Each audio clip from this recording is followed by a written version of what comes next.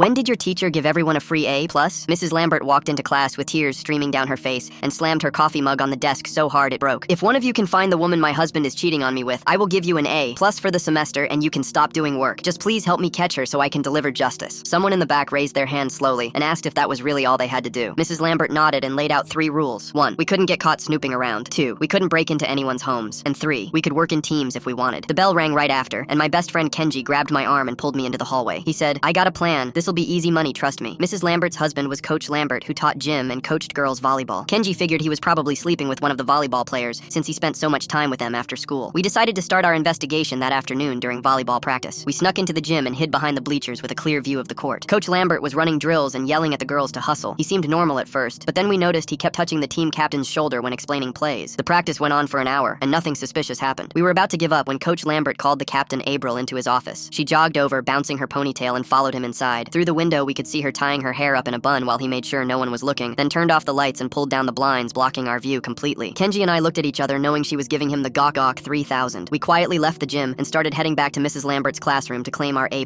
We were practically running down the hallway when we heard footsteps behind us. 2 kids from our class tackled us to the ground before we could react. They pinned us down while their teammate Jasmine sprinted ahead toward Mrs. Lambert's room. We struggled, but they were bigger and had caught us off guard. By the time we got free and made it to the classroom, Jasmine was already inside talking to the teacher. After Jasmine left looking smug, I went into the classroom alone. Mrs. Lambert was sitting at her desk crying harder than before. I told her what we'd seen with Coach Lambert and April in his office. She thanked me through her tears and said she'd suspected the volleyball team all along. But then I realized something off. I asked her, "Are you okay? Like actually okay?" Mrs. Lambert looked up at me with surprise. She actually smiled a little through her tears and said I was the first student to ask how she was feeling. I apologized for not asking sooner and told her that even though she was a tough teacher, she didn't deserve to be cheated on. She stood up and walked around her desk. "Do you still want that A+?"